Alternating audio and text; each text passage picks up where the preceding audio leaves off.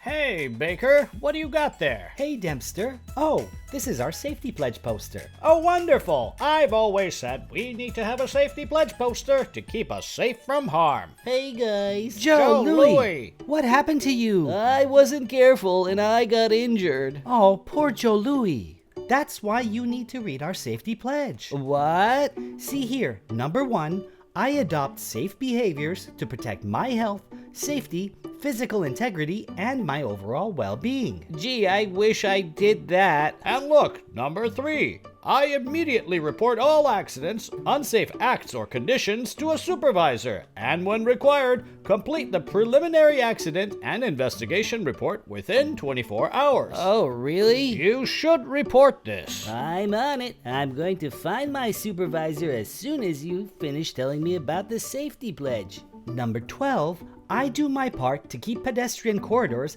electrical panels, emergency equipment, or emergency exits free and clear of obstructions. Oh, see, what happened was I tripped on a box near my work area. Oh no! And 13, I keep my work area, tools, and equipment clean and organized, and I clean as I go. I can see why that's important now. 16, I know exactly what to do in case of emergency. Oh no, I didn't know what to do.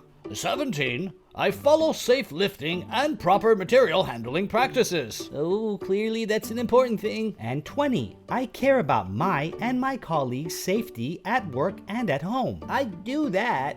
So what happened? Did you trip and get a bite taken out of you? Oh, no, not that. That's just my style. My injury is something else. I hurt my wrist when I tripped. Whoa! Well, we gotta get that taken care of. And you should definitely read all 21 of the items on our safety pledge poster. Yeah, that sounds good. Like a good idea.